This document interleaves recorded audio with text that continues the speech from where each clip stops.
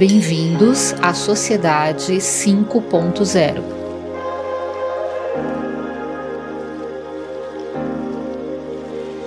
Olá, eu sou Davi Pereira. E eu sou Douglas Taube. Bem-vindos ao 6º episódio do podcast Sociedade 5.0, um espaço para refletir sobre como usar as tecnologias que temos a serviço do bem em prol do ser humano.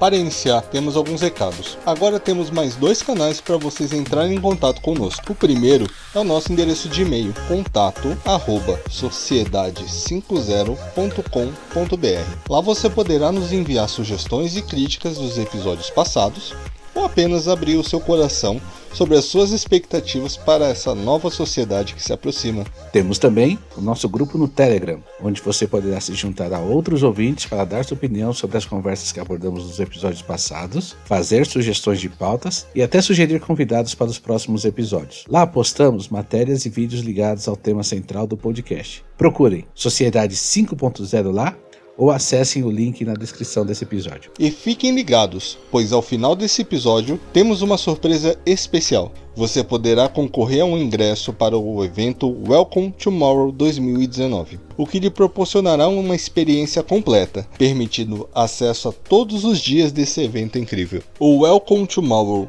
é um importante ponto de conexão entre startups e grandes empresas, com o objetivo de estimular a inovação tecnológica e humana. Em 7 anos, o evento se tornou referência em mobilidade na América Latina e é considerado um dos mais relevantes no planeta. Acesse wtw19.com.br para saber mais e ouça esse episódio até o final para saber como concorrer. E vamos à pauta de hoje.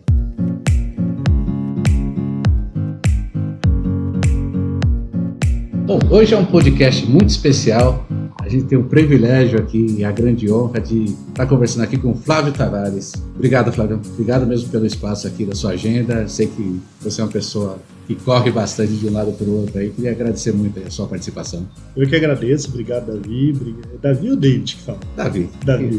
Fica o Davi mesmo. Aqui no Brasil é mais tranquilo. Né? Obrigado, Davi. Obrigado, Douglas, pelo convite. É um prazer estar aí com vocês. Corrido tá para todo mundo, né? Mas eu falo muito que o que importa não é ter mais tempo, o que importa é ter mais vida aplicada ao tempo. Então é importante a gente saber definir nossas prioridades, aquilo que é importante. E acho que é muito legal quando a gente tem a oportunidade de compartilhar aquilo que a gente acredita, no que a gente faz. Acho que é uma maneira de a gente poder ajudar outras pessoas a também se identificarem aí um pouco no que eles podem fazer de diferente para a sociedade, para o mundo, para o Brasil. É um prazer. Bacana.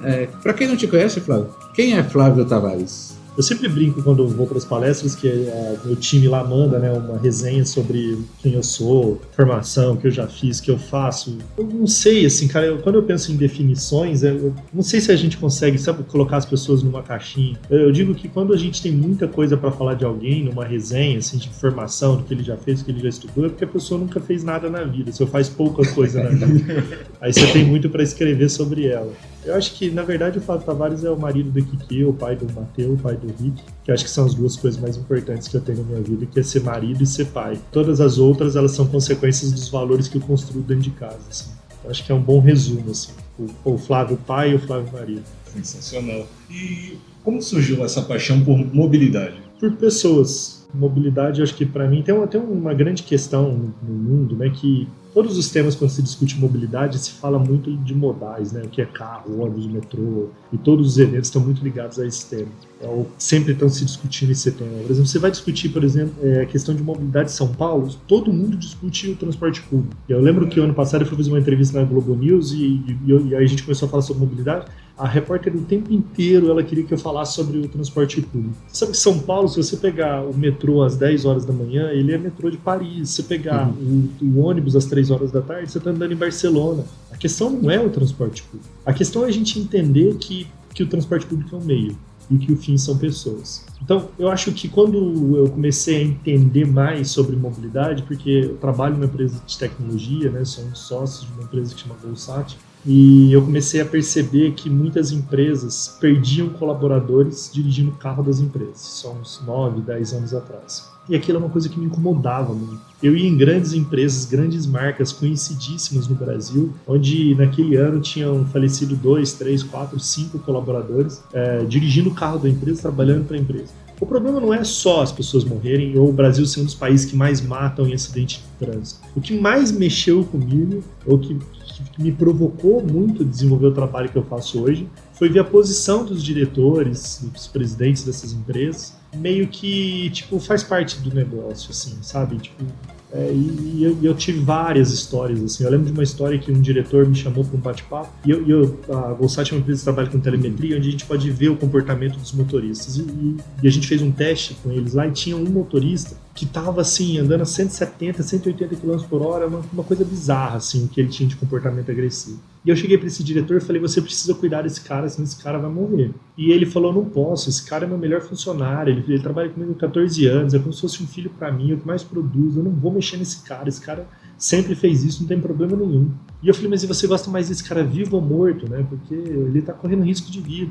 Ele falou, não, e a gente não se falou mais. Um mês depois eu recebo uma ligação da secretária desse cara, da empresa, me convidando para uma nova reunião. Vou para essa reunião. Ele está sentado numa mesa cheia de fotografias em cima da mesa de um acidente. Era aquele colaborador que morreu fazendo uma ultrapassagem proibida com velocímetro travado a 179 km por hora. E ele lembrou de mim, da nossa conversa, com o olho marejado. Então, quando eu penso hoje em mobilidade, no Safe Mobility, que é a mobilidade mais segura, ou no Smart Mobility, uma mobilidade mais inteligente, eu sempre estou pensando na história desse cara, eu sempre estou pensando na história das pessoas, pensando o quanto que a mobilidade impacta. Eu brinco sempre que mobilidade, na verdade, é uma grande desculpa que eu arrumei para, no fundo, tentar humanizar um pouco mais as relações, assim, porque uma maneira de você mostrar se uma empresa é mais humana é a forma onde que ela se preocupa com a mobilidade do seu colaborador. Quando você vai numa empresa que ninguém nem sabe quanto tempo as pessoas se deslocam, ou trabalho, casa, onde você vê uma empresa que não tem um cuidado com o tempo do colaborador, mobilidade se resume a tempo, é uma empresa que não é humana, assim, que não está preocupada com as pessoas. Então, não adianta você falar de transporte público, de ônibus, de avião, de bicicleta, de patinete, se no fundo a gente não pensar o que de fato pode mudar a vida das pessoas. Então, acho que começou muito com esse olhar para entender como que eu, as minhas habilidades, as minhas competências, com o meu papel no trabalho, em tudo que eu fazia, eu podia de alguma forma contribuir para mudar esse cenário no Brasil. Sensacional. Ô Flávio, nosso bate-papo aqui é sobre Sociedade 5.0, tema que você conhece muito bem, os ouvintes do nosso podcast também já estão familiarizados, mas só para recapitular, uma sociedade super inteligente que usa o que tem de melhor em tecnologia para o bem-estar do ser humano. Quando a gente fala de mobilidade, a gente fala muito de carro autônomo, e na visão do Japão, o carro autônomo é claro, para melhorar o transporte, melhorar a logística, mas principalmente para evitar acidentes. A gente está muito longe aqui no Brasil de ter carro autônomo e isso ser uma realidade aqui no Brasil. Você vê, assim, falando de Sociedade 5.0, você quer colocar as pessoas no centro. Olha para você ver como que eu vou abranger essa discussão, porque eu estou falando sobre carro autônomo há 5 anos, né?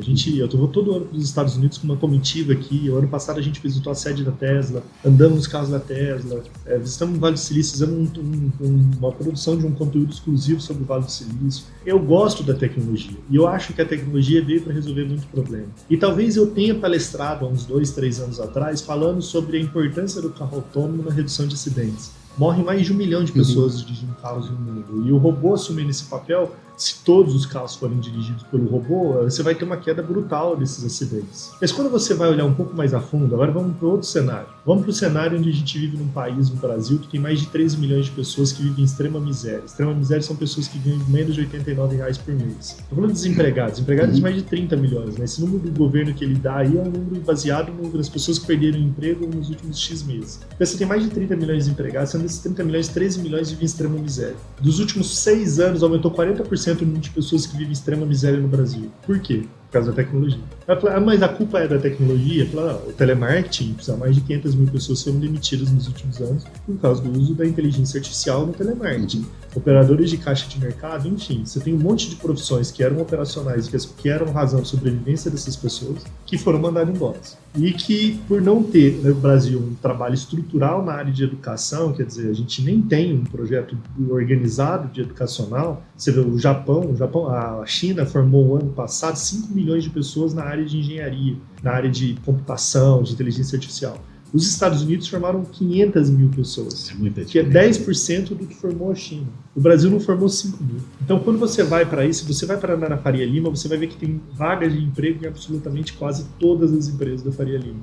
Cientista de dados, analista de front-end, back-end, enfim, vagas relacionadas à tecnologia. E você vai ver que tem 13 milhões de pessoas vivendo em extrema miséria, sendo que aumentou 40% nos últimos 6 anos. No Brasil, o Uber é um dos países que mais faturam no planeta, que o Uber mais fatura no Brasil. A cidade que o Uber mais fatura no mundo com Uber é São Paulo. A segunda cidade que mais fatura com Uber no mundo é o Rio de Janeiro. Em São Paulo, estima-se 650 mil pessoas vivendo de Uber. Você sabe que ainda tem no Brasil essa coisa de que pessoas estão mudando de cidade, assim, porque ela já sai empregada, né? Então ela vai do Rio de Janeiro lá para o Paraná, porque ele chega lá, ele vai com o carro dele, quando ele chega, ele liga o aplicativo e ele já está lá trabalhando, ele já está rodando. Aí agora a gente vai para o carro autônomo. Se você instala, vamos eu tô falando do lado social, eu não tô falando nem do lado da tecnologia. Se você instala um carro autônomo, vamos supor que é inviável o carro autônomo, né?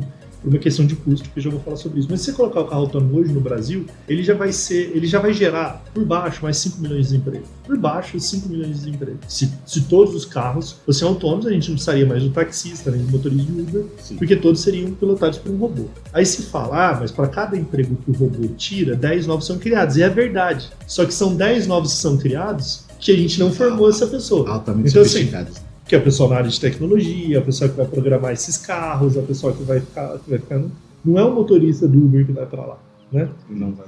Aí você tem uma outra questão no Brasil, falando do carro autônomo, é o problema estrutural. O carro autônomo ele é todo sensoriado por câmeras. Então todos os sensores dele é por câmeras. Então para ele poder saber se aquela pista é mão ou contramão, ele precisa de faixa. A coisa mais básica do carro autônomo é faixa. Então você vai olhar para as ruas, São Paulo, uma cidade desenvolvida, uma das melhores cidades, a maior cidade do Brasil, da América Latina. Vai ver andar aqui no a gente está aqui na São Carlos do Pinhal, ver se tem faixa na São Carlos do Pinhal para o carro autônomo andar. Então a gente tem um problema de estrutura. Foi feito um teste há 2 anos atrás com um carro 100% autônomo, não foi divulgado esse teste e foi vindo para o Brasil para ver em que lugar no ranking que o Brasil teria de prioridade na implantação do carro autônomo. Foi um desastre o teste por questões de estrutura.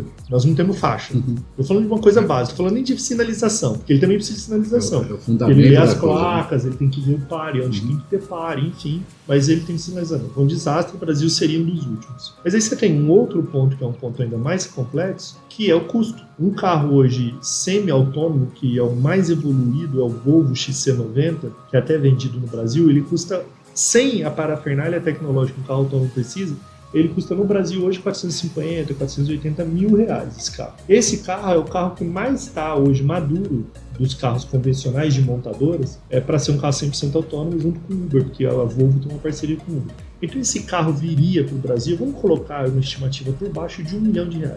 Se a gente tivesse um problema estrutural resolvido e se ninguém tivesse nenhuma crise de consciência sobre o impacto social que a gente está gerando num país como o nosso, você ainda teria um problema de um carro que custa R$1 milhão e que você teria que calcular o valor do quilômetro rodado dele baseado nesse TCO. Porque é um carro que custa mais R$1 milhão, mais uma parafernália por fora, que vai ser uma empresa, uma localiza da vida que vai fazer a gestão desse carro, porque alguém vai ter que ser responsável para abastecer esse carro, trocar o pneu desse carro, fazer a manutenção desse carro, você vai ter que ter uma estrutura de back-office por trás. Então eu imagino que a corrida desse carro vai custar 5 vezes mais, para viabilizar, 5 vezes mais no mínimo do que um táxi. Então suponha que é você sair da Paulista para Congonhas numa corrida que custaria R$35, ela vai custar com um carro autônomo R$150. Quem paga? Então, até do ponto de vista econômico, eu não sei o quanto que isso fecha. Então, há uma tendência absurda, são mais de 40 empresas hoje no Brasil, no mundo, testando oficialmente com a autorização do governo americano carros autônomos. O Google já lançou o carro autônomo dele oficialmente nos Estados Unidos, autorizado, o Waymo já está rodando em algumas cidades lá nos Estados Unidos, mas é uma realidade completamente diferente da nossa nos 3 aspectos que eu disse. Social, que você não tem um impacto tão grande de pessoas que vão ficar desempregadas, como é no Brasil. Estrutural, país que tem uma estrutura já preparada de rodovias, de ruas, sinalizações, pintura. E por terceiro, custo, que lá é muito mais barato do que o nosso. Então, por mais que seja encantador o carro autônomo, para quem gosta do carro autônomo, eu falo assim, eu até brinquei esses dias que eu ia falar, vamos lançar mesmo o carro autônomo no Welcome to More. E quando as pessoas fossem, ia ter um carro com um tecido em cima, e aí eu ia abrir o tecido e ia ser um táxi. A experiência do carro autônomo, para mim e para você, é a mesma do táxi. Que a gente acha, não, no carro autônomo é a mesma. Você vai entrar no banco de trás, você vai poder abrir seu laptop, você vai poder falar no celular, você vai poder fazer o que você quiser, porque tem um medidinho para você. A diferença de um táxi é que é um ser humano, e o carro autônomo vai ser um robô. a experiência é a mesma, não vai mudar nada. Então, às vezes a gente fica encantado com esse mundo novo que está chegando, mas a gente precisa refletir um pouco também o impacto que isso vai gerar na nossa sociedade, o impacto que isso gera na vida das pessoas e como que isso de fato vai se tornar uma coisa muito positiva. Porque para resolver o problema hoje, você sabe que tem um outro estudo para encerrar, porque você já acabou o podcast só falando assim. Porque tem um outro problema que se falou muito nos Estados Unidos. Se você tiver hoje 50% de carros autônomos e 50% de motoristas dirigindo o carro, o número de acidentes com mortes não cai. E ele pode até aumentar, que só começa a fazer diferença quando tiver mais de 60% a 70% de carros autônomos rodando em relação às pessoas. Porque aí, como eu assumo o risco, né, e o problema é esse, que o cara arrisca se passar no sinal vermelho, ele bebe, dirige, ele tá falando no celular, o carro autônomo tá parado, certinho, no papel dele, você tá falando no celular. E aí você não viu que o carro autônomo parou, porque ele parou porque tinha um sinal vermelho, você vai dar na traseira dele.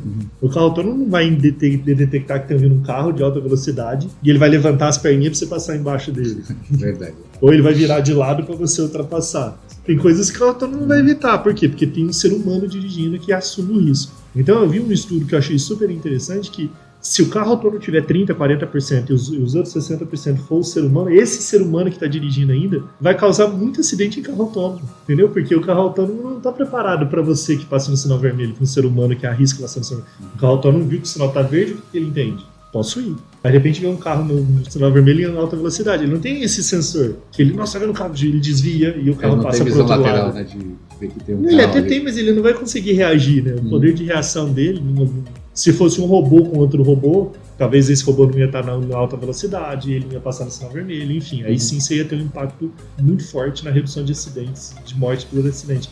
Então, eu fico otimista. Eu acho que a tecnologia construída para tentar resolver problemas é lindo. O que é ruim é quando a gente fica olhando muito para isso e se esquece do hoje. Eu acho que é ruim a gente formar uma sociedade no Brasil que está pensando muito como que o carro autônomo vai resolver o problema e a gente não está preocupado com a vida do Uber aqui, que o cara está ganhando miséria e não está conseguindo pagar as contas dele. Porque enquanto a gente está olhando o carro autônomo lá, a gente não está resolvendo o problema desse cara. Então, eu tenho uma frase que é: penso no amanhã, mas resolva agora, entrega agora. É think tomorrow, deliver today. Tipo, eu penso no amanhã, eu acho que o futuro é importante, mas eu acho que o mais importante é como que a gente resolve problemas agora. Porque se a gente ficar esperando com que o carro autônomo resolva um problema, muita gente vai pagar um alto preço até esse carro autônomo chegar. E a gente está ainda na expectativa que esse carro chegue, entendeu?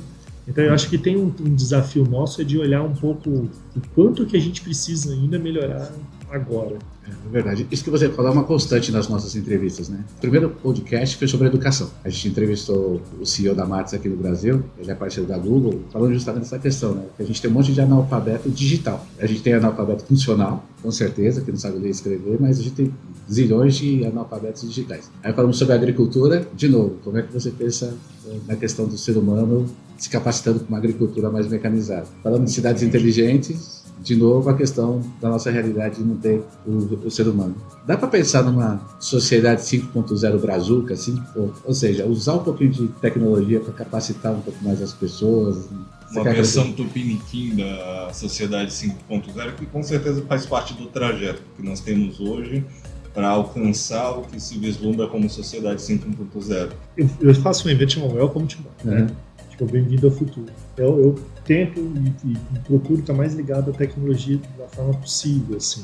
Mas eu acho que o grande lance do mundo hoje não é a inovação. A gente está vivendo um período de disrupção, de tecnologia absurdo, e não sei se é um privilégio ou não a gente poder viver essa geração, viver essa experiência de uma mudança que nunca antes na história da humanidade foi tão grande e tão absurda como é agora. Quando se fala dessa revolução da indústria 4.0, é a última revolução industrial, não é a quarta revolução, é a última, porque a indústria nunca mais vai ser a mesma depois de todo esse processo de transformação tecnológica. Eu digo, a tecnologia, ela está aí, o robô já conversa, já fala, está aí, não tem nada de ficção científica, as coisas estão cada vez mais aceleradas. A grande questão para mim é a inovação humana. Assim. É que tipo de seres humanos a gente está preparando para lidar com essa tecnologia. A tecnologia nunca, e mesmo no período mais avançado da história, ela nunca vai ser autoalimentada.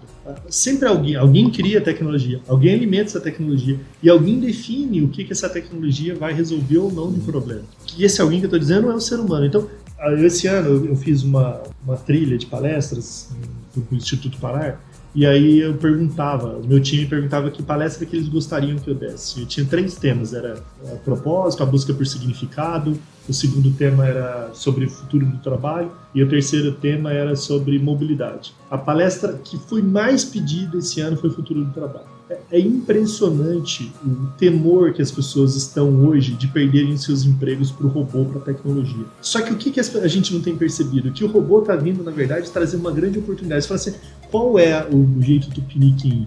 O jeito tupiniquim é entender que a tecnologia está vindo hoje para resgatar uma coisa que é elementar na sociedade, que é resgatar a nossa humanidade. Quando você encara o robô, você precisa entender que tipo de ser humano você é, entende? Porque o que aconteceu nos últimos 10, 15 anos é que através dessa janelinha que a gente chama de celular, a gente criou uma bolha existencial de vida, nos afastando das coisas que eram importantes, nossa família, filhos, conectado, WhatsApp, Facebook, mídias sociais, redes sociais e tal. E a gente foi se desumanizando nesse processo dos últimos 15 anos e não percebeu isso. E aí a gente entrou agora num período onde a gente vive uma história de robô, as pessoas vivem como um robô, então a pessoa ela trabalha o dia inteiro, chega em casa cansada, ela janta, ela vê as redes sociais, fica ali com o celular colado, vendo as informações dos amigos, no Instagram, não sei aonde, depois dorme, acorda de manhã, vai pro trabalho, trabalha o dia inteiro numa função operacional, fazendo a mesma coisa todo dia. Óbvio que o robô vai tomar o lugar dessa pessoa. O que a gente precisa entender, na verdade, agora, não é o quanto que a tecnologia vai ajudar a transformar essa nova sociedade, mas é o quanto de seres humanos a gente está preparado criando para essa nova sociedade. O quanto que a gente está falando das skills do futuro. As skills do futuro são as mais importantes numa sociedade 5.0. Quais são as habilidades do futuro? O quanto que a gente tem desenvolvido a nossa generosidade, nosso altruísmo, a nossa compaixão, a nossa empatia com o outro. O quanto que a gente tem desenvolvido esses valores, a nossa criatividade, a nossa capacidade de resolver problemas e de imaginar soluções.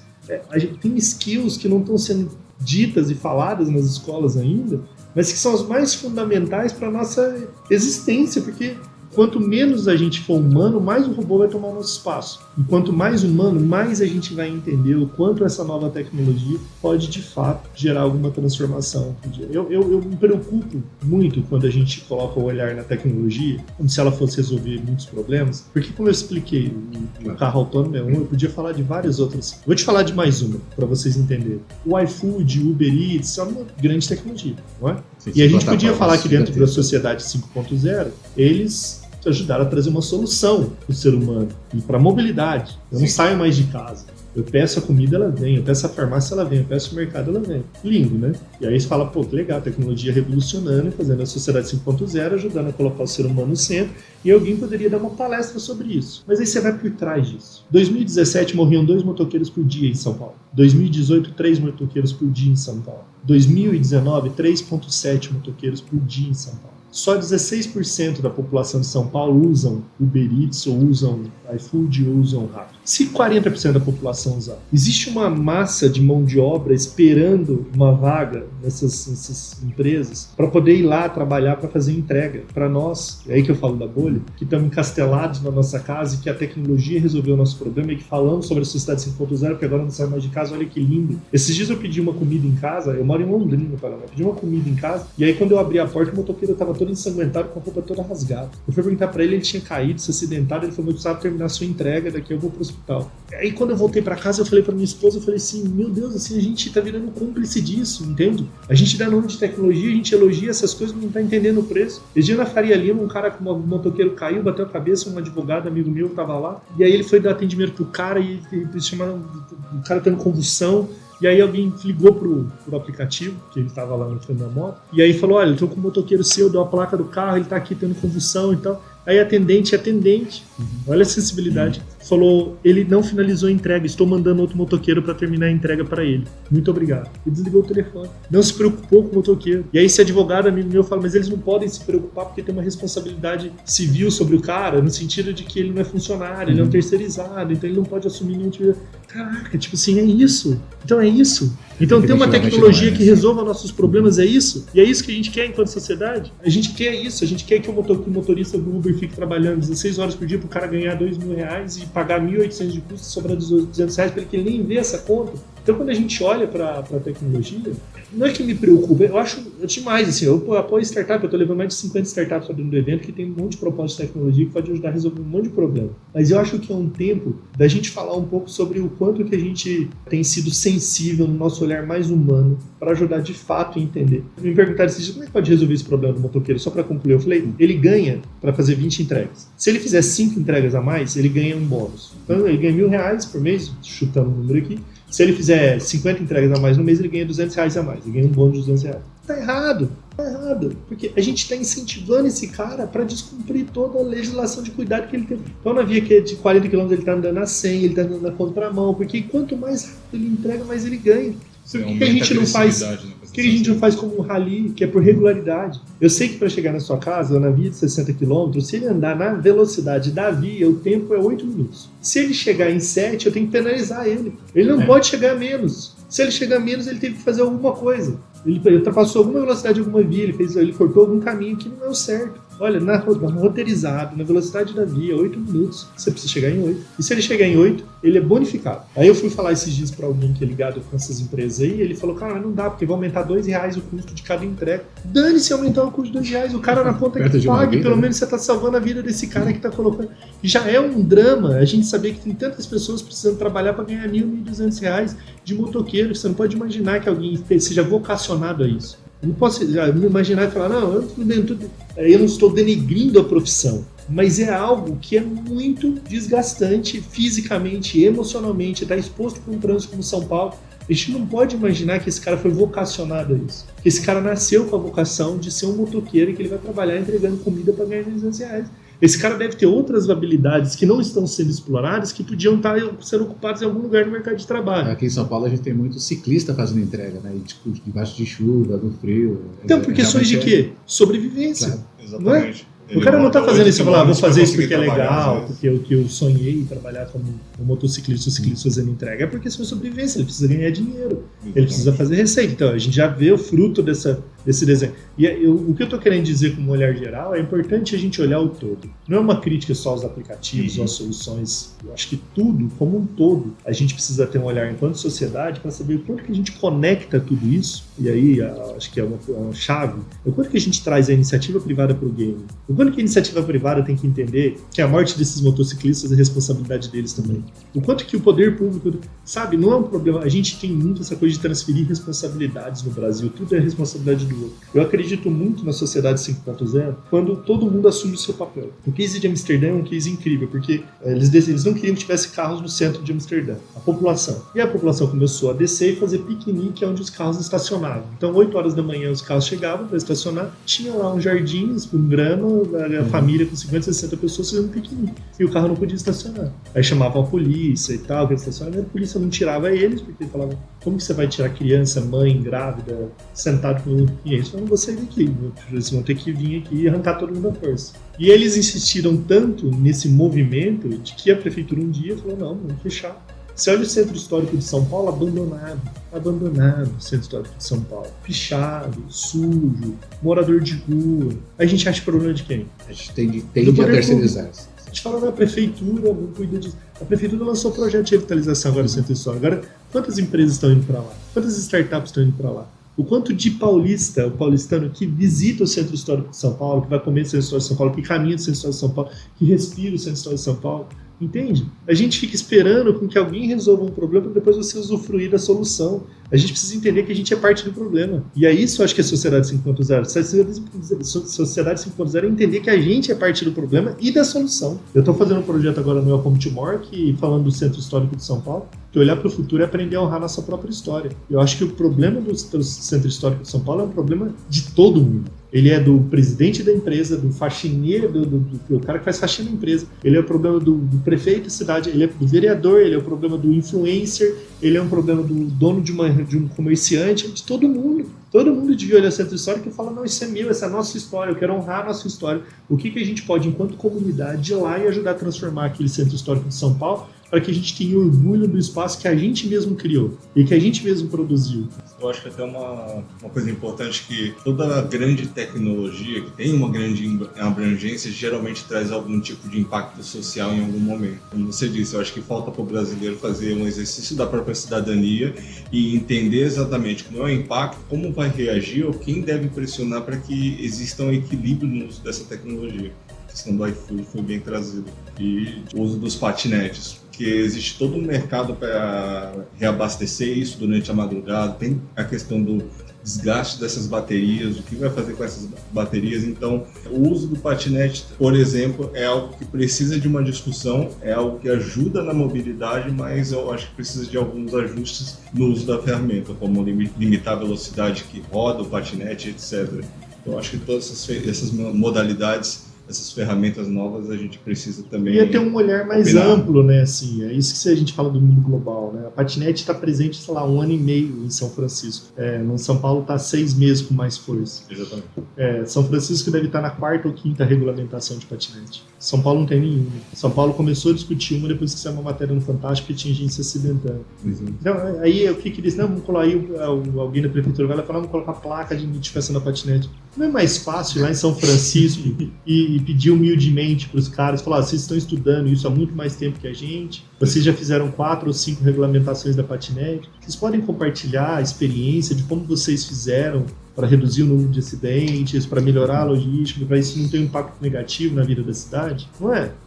A gente acha que a gente nunca faz, e quando a gente faz, a gente não quer dar um copy-paste, a gente quer inventar um projeto da nossa cabeça que vai resolver o problema. O Uber é uma questão dessa. O Uber tem uma regulamentação em São Paulo, até hoje, e ainda está muito mais baseada no X centavos de quilômetro rodado que eles vão ganhar na operação do Uber, do que de fato de como fazer com que o Uber seja uma coisa boa para a cidade. Você vai para Nova York já está, não sei quantas regulamentações já fizeram, uma atrás da outra, para ajustando. Você vai adaptando essa tecnologia para a cultura da cidade, para a realidade que você quer, para gerar o impacto que você espera gerar no município. Então a gente ainda tem a gente é um pouco atrasado nessa discussão. Agora, o que a gente faz se a gente é atrasado? Vamos criar nós as nossas soluções.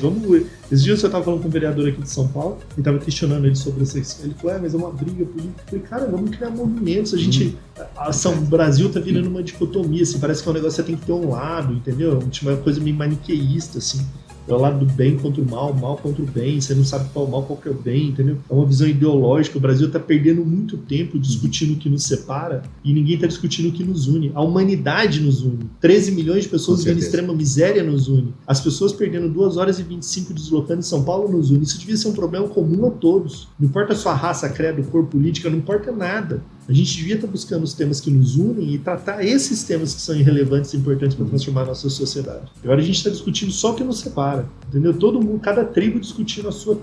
E aí todo mundo, porque é isso, e um criticando o outro. E aí aí não é uma geração de makers, gente que faz, que realiza, que está preocupado em ir lá e tentar fazer algo de fato para mudar a sociedade. Por falar em coisas que nos unem, claro, existe a questão da gente começar a compartilhar o que nós temos. E nisso vem o assunto de car sharing, que é uma das coisas que se discute muito e pode ser uma solução aí para a gente estar criando uma sociedade menos individualista e mais colaborativa. É só a visão de car sharing, das plataformas que nós temos hoje. No ano passado, no Welcome Tomorrow, já tinha umas empresas lá falando desse assunto fortemente. Como é que você vê isso? A gente começar a compartilhar mais as coisas e usar a tecnologia para compartilhar mais isso? Eu acho que o mundo é colaborativo, né? Cada vez mais a gente tem que entrar nessa onda do tudo ser mais colaborativo. Eu acho que o car sharing é uma solução, mas para o Brasil, para funcionar, ele não é o car sharing de rua, não é o free float, que é onde você para e estaciona onde você quiser. E já fizeram várias tentativas, tem algumas empresas que continuam insistindo nisso. Eu acho que o car sharing, para criar um aculturamento num país como o nosso, do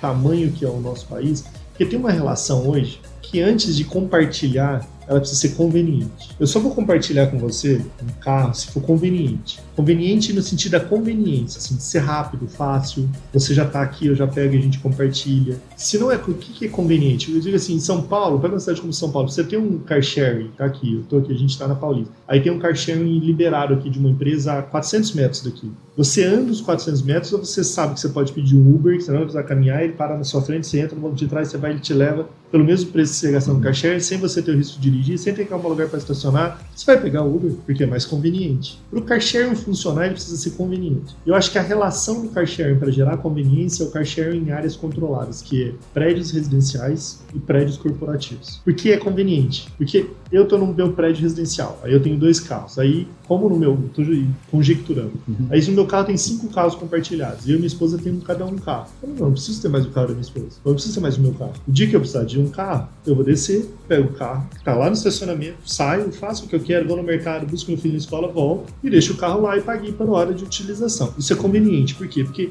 se eu tivesse que fazer isso com Uber, eu teria que descer lá na porta do prédio de casa, esperar ele lá na frente. É menos conveniente do que eu já descer na minha garagem, pegar o carro, resolver o problema, voltar ali, já estou na minha garagem e já estou em casa. Então, eu acho que precisa ter um investimento maior ainda de car sharing no Brasil em áreas controladas, em ambientes controlados. Seriam prédios residenciais e prédios corporativos. Eu, na minha opinião, acho que isso vai ajudar muito a criar a cultura do compartilhar. Porque eu posso descer com mais pessoas no carro compartilhado. O Waze Carpool está fazendo um trabalho muito bom agora de compartilhamento de carona, né? Que é para incentivar as pessoas. Tem um estudo que eles fazem que hoje acho que São Paulo é 1.2 pessoas por carro dirigindo um carro. Parece que se aumentasse isso para 1.5, 1.7, a gente teria 30% menos de trânsito do que a gente tem hoje. Então, na verdade, se cada pessoa, ou pelo menos 30% das pessoas compartilhassem uma pessoa carona no trabalho, casa, a gente já teria um impacto gigantesco no trânsito de São Paulo. Então, isso é uma iniciativa que é bacana. Sabe, dessas iniciativas que eu olho e falo assim, é muito verdade. Se eu aumentar o transporte público vai melhorar, colocar o carro autônomo vai melhorar o trânsito, aumentar as patinetes vai melhorar. Agora, você ensinar as pessoas a compartilharem o carro, né? A gente fez uma experiência dessa na empresa lá e foi muito legal. Mais de 30%, 40% de pessoas aderiram, aí descobriram as regiões, a gente fez um mapeamento geográfico onde as pessoas moravam, incentivamos elas a compartilharem o carro, aí gerava uma receitazinha para quem dava carona. Foi uma iniciativa muito boa que eu acho que a gente precisa explorar mais. Mas o car sharing em si, eu acho que ele precisaria estar em áreas controladas. Em cima desse ponto do tráfego, para a melhoria do tráfego. Então, só apenas incluir novos modais, disponibilizar novos modais com uma cobertura cada vez maior, só isso não vai ajudar. A gente precisa, então, de outros movimentos como o movimento social. De compartilhar, né? Eu acho que tem 2 coisas importantes. Primeiro é a rediscussão do futuro do trabalho. A gente que não é futuro, devia ser presente. A gente, mais de 80% das empresas obrigam as pessoas a chegarem 8 horas da manhã e sair 6 horas da tarde. Você tem uma concentração de fluxo de pico de horário que todo mundo fica preso. Vocês vão sair daqui agora, vão pegar um trânsito ferrado, porque todo mundo sai no mesmo horário que a gente. Todo mundo. Assim, primeiro tem que as empresas entenderem isso e começar a discutir essa questão do tempo, de flexibilização de horário, home office, anywhere, anytime, trabalho de qualquer hora em qualquer lugar e reorganizar isso. A segunda é as pessoas começarem a trabalhar mais próximo de casa. Há uma tendência disso. Ou as pessoas se mudam mais próximo do trabalho, ou elas vão buscar trabalho mais próximo de casa. E há uma tendência das empresas começarem a distribuir as suas operações também para poder, principalmente nos trabalhos mais operacionais, atender mais uma demanda mais próxima. Por último, é você conseguir, com isso, um modelo mais colaborativo. E aí o modelo colaborativo inclui-se o transporte público. Tem um projeto que está com a gente agora na Welcome Tomorrow que chama To Go. To Go é uma coisa ainda que está dando muito questionamento, mas é o Uber das vans, dos ônibus fretados e tal. Ele faz pontos fixos, vai Congonhas e Berrini todo dia, meia hora, um exemplo. Se você deixa de usar o táxi, que eu ia sozinho e eu vou para um ônibus desse, você tem uma concentração de 10, 20, 30 pessoas dentro de um veículo que ocupa 2, 3 espaços de um carro, ao invés de ter 30 carros na rua. Então, você conseguir também ter mais soluções, e aí dentro desse conceito do sharing, mais compartilhadas, seja o ônibus, seja a van, seja o carro com carona, as pessoas compartilhando carona. Eu acho que talvez seja uma das iniciativas mais concretas e mais rápidas de você trazer uma solução para já. Você quer ver São Paulo, o impacto que isso tem é você olhar São Paulo nas férias, não é? Muda completamente o trânsito. Aí fala, então, o que você tirou? Você tirou pais e mães levando e buscando filhos para a escola, não é isso? Você tirou esse fluxo, você já muda completamente o ambiente. Então, eu acho que tem um caminho aí que pode ser. Por exemplo, se todas as escolas em São Paulo, particulares, incentivassem os pais a compartilharem carona, porque às vezes eles saem do mesmo prédio, vão para a mesma escola e cada um com um carro com seu filho. Se as escolas aderissem a um grande plano, onde ela já tem o endereço de todas as crianças, fizesse uma mapeamento geográfico, começasse a incentivar, e de repente até desse um desconto na escola, você que der mais carona vai ganhar X%, ganha uma bolsa e tal. Se elas aderissem a isso, você já teria um impacto muito significativo já no trânsito. Enfim, essa e muitas outras incentivos ao compartilhamento, eu acho que é uma solução mais rápida para a gente mudar um pouco a mobilidade.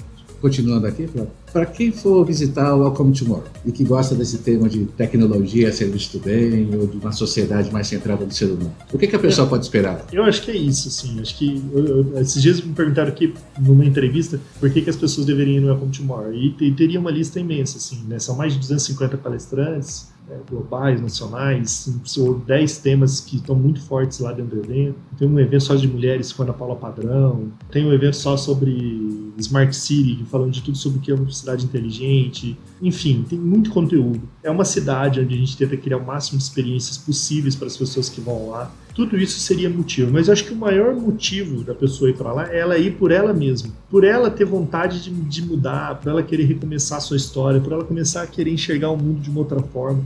Sabe que no Brasil, os livros mais vendidos no Brasil são os livros de autoajuda. São os livros de 3 dicas para você ser milionário, 5 regras para você ser um cara mais bem-sucedido, 10 passos para você ser feliz. E a gente tem formado uma geração muito egocêntrica, egoísta, hedonista, que está muito preocupado com o seu próprio prazer. E a gente precisa urgentemente no Brasil de pessoas que estejam preocupadas em resolver o problema de outras pessoas e não os seus.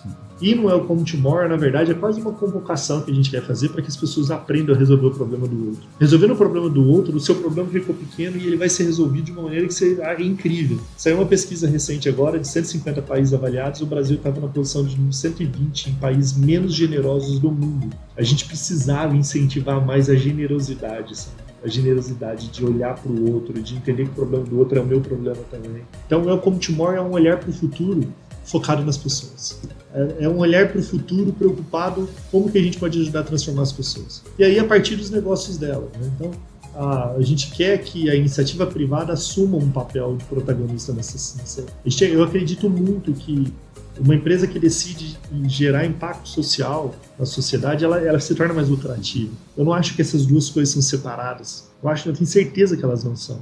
Eu não preciso decidir se você é uma empresa boazinha e menos lucrativa ou uma empresa má e muito lucrativa. Acho que você pode ser uma empresa que gera impacto social e que o ser humano é o centro do seu negócio e ser altamente lucrativo. Entende? Acho que essas duas coisas caminham juntas. A gente precisa quebrar um pouco esse pré-conceito que a gente tem dos empresários, dos executivos, de achar que é como se a gente tivesse que escolher um lado, não tem lado. A gente vive num país onde a gente devia ter um olhar muito mais humano e a partir desse olhar humano a gente gera uma transformação relevante para o negócio e para as pessoas, para a sociedade, para o Brasil, para os colaboradores, enfim. Então acho que ir no Welcome Tomorrow é quase que uma convocação assim, para as pessoas saírem de lá dispostas a construir esse amanhã. Sensacional. Eu comentei com você que eu fui o ano passado, e aí fica o recado para quem estiver ouvindo esse podcast. Eu gostei tanto que eu estou voltando esse ano com a minha esposa e com o meu filho. Meu filho, apesar de não estar trabalhando, eu queria que ele sentisse o clima e visse tudo que está acontecendo lá no Welcome Tomorrow, porque eu acho que vai ser uma coisa muito boa para ele, que é futura geração aí. Já começar a trazer a mensagem para os amigos e falar um pouquinho dessas coisas que você tem mencionado, que é muito importante. Super legal, e eu quero depois que ele dê o feedback de como que ele foi para ele lá, porque a gente tenta fazer o mais eclético possível num evento como esse, para a gente atingir não só o executivo, mas é que a gente quer atingir o estudante. A ideia é tentar fazer do Welcome Tomorrow uma grande plataforma onde que a gente conecte mais as pessoas, no sentido de que juntos a gente consegue fazer coisas mais relevantes e mais fortes do que cada um no seu quadrado tentando resolver algum tipo de problema. Acho que quando a gente junta as empresas, os jovens, o prefeito de uma cidade, o secretário, enfim, quando você junta todo mundo, talvez a gente consiga produzir coisas muito mais importantes. E é importante ter a visão dele sobre o que ele achou do evento, porque a gente quer muito que ele entenda essa atmosfera e que essa atmosfera faça bem para ele, que ele sinta é esse tipo de sociedade que eu quero construir a partir de todas as discussões que a gente teve dentro do evento. É meu segundo ano na Welcome Tomorrow. Nós fomos juntos na primeira, a gente gostou bastante da organização, da forma de abordar o tema mobilidade. A gente viu a apresentação do lançamento do evento e é apaixonante a forma como você e o seu time aborda a mobilidade. Por isso que eu já também reservei 2 dias para se dedicar ao evento e mergulhar na experiência que vocês estão construindo. Que dias que você vai estar lá? Vou estar na sexta e no sábado. Muito legal, muito obrigado. Eu espero que vocês fiquem também, vocês que foram ano passado, com o sentimento, e a gente está trabalhando muito para isso, estou até cansado por causa disso, de tentar fazer desse ano um evento ainda mais memorável do que foi ano passado. Assim. Para nós eu sempre digo isso, eu não sei fazer evento, eu sou amador de evento, por mais que todo mundo elogie o evento, o que eu gosto mesmo de fazer, o que o meu time gosta de fazer, na verdade, é tentar transmitir os nossos valores e o nosso propósito. Acho que isso é o que de mais importante. Por acaso é um evento, podia ser de qualquer outra forma, como é agora que eu estou aqui falando com vocês. Mas acho que o que nos move é a nossa vontade de tentar transmitir os nossos propósitos, os nossos valores. Então, mais do que preocupado com a estrutura, do que fazer um negócio incrível, grande, gigante e bonito, a gente está preocupado muito com a atmosfera. A gente está preocupado que as pessoas que entrem ali, elas tenham um sentimento de que ela devia estar ali e que tem algo legal para ela aprender. E ela possa ser tocada, não só na sua mente, mas principalmente no seu coração, com um desejo de sair dali com vontade de fazer alguma coisa a mais. Eu fico muito orgulhoso, porque vocês foram no evento ano passado e de alguma forma vocês estão criando alguma forma de contribuir, né? Então vocês estão aqui produzindo um podcast, tentando gerar valor para as pessoas, contribuindo, fazendo algo do que só trabalhar, ganhar dinheiro. Vocês estão do jeito de vocês tentando criar alguma coisa. E eu acho isso bonito, assim, eu acho que isso que é o legal. Eu acho que se todo mundo fizesse um pedacinho... Eu escrevi um texto agora, eu estou numa coluna na Gazeta do Povo lá em Curitiba, e eu escrevi um texto que fala que o futuro não é sobre o som do trovão. Às vezes a gente acha que as grandes mudanças que vão vir na vida são as grandes mudanças, né? E as grandes coisas que acontecem, que você é promovido e que você consegue ganhar dinheiro e não é. O futuro é sobre a brisa, não é sobre o som do trovão. O futuro é sobre os pequenos começos. O futuro é sobre os pequenos olhares. O futuro é sobre os pequenos abraços. O futuro é sobre os pequenos encontros. O futuro é sobre os pequenos começos, como um podcast. Esse é o futuro. São as pequenas coisas que, de fato, vão tornar memorável a nossa jornada. Não são as grandes. As grandes vão ser consequências da construção de várias pequenas. E aí a gente pode chegar um dia e fazer uma coisa grande, assim, falar, nossa, que você fica orgulhoso. Mas não é isso, entende? Alguém disse esses dias que queria ser como eu, me escreveu um texto. Eu queria ser como você, que palestra para um monte de gente, que tá num monte de lugar. Aí eu perguntei para ele, você trabalha onde? Ele falou onde ele trabalhava. Quantas pessoas trabalham com você? Ele falou 5 pessoas. Eu falei, comece fazendo tudo o que eu faço para essas 5 pessoas. Porque dentro de mim ainda, no meu coração, eu continuo falando para as mesmas 5 pessoas que me ouviram há 10 anos atrás. Eu posso estar falando para 1000 pessoas, mas dentro de mim eu continuo falando para as mesmas 5 pessoas. O dia que eu deixar de falar para essas 5 pessoas dentro de mim foi o dia que eu me perdi em relação ao que eu acredito. Porque não é o trovão, é a brisa. E a brisa é o que nasce dentro de você. A brisa é o que vem do seu coração, é o que vem da sua mente. Sensacional. Pô, muito obrigado mesmo. Obrigado pela sua generosidade. Eu que agradeço, obrigado pela oportunidade. Espero que quem estiver ouvindo o podcast, super convidado para estar lá no Welcome Tomorrow. Entre em contato com os 2 fundadores aqui do podcast, que eles vão dar um jeito aí de gerar uma cortesia para você estar no evento com a gente. Sensacional. Muito obrigado. Eu que agradeço. Vamos agradecer bastante. E como anunciamos no início do episódio, vamos às instruções para concorrer ao ingresso Welcome Tomorrow. As primeiras 20 pessoas que mandarem um e-mail para contato@sociedade50.com.br contando o que achou desse episódio, ganharão um ingresso para todos os dias do Welcome Tomorrow. Mas atenção, não vale comentário do tipo Twitter de até 140 caracteres. Capricha nos comentários e vale ressaltar que o prazo para o envio desses comentários será até o dia 25 de outubro de 2019. Entraremos em contato com os vencedores em até 48 horas após o envio da mensagem. Sendo assim, aproveite para mandar a mensagem assim que terminar esse episódio. Mande a mensagem falando o que você achou. Mande perguntas, sugestões ou críticas. Além do e-mail para os ingressos, também estamos presentes no Facebook, Twitter, LinkedIn ou Instagram. Basta digitar Sociedade 5.0 que você irá nos encontrar. Não deixe de assinar o nosso feed no aplicativo de podcast de sua preferência para receber automaticamente os nossos episódios assim que forem lançados. Se você estiver nos ouvindo no iTunes, não deixe de nos avaliar com muitas estrelas, se possível com 5. Compartilhe também com os seus contatos o link do nosso podcast. A ideia é formarmos uma comunidade preocupada em utilizar as tecnologias que temos hoje a serviço do bem. Até o próximo episódio. Até mais, pessoal!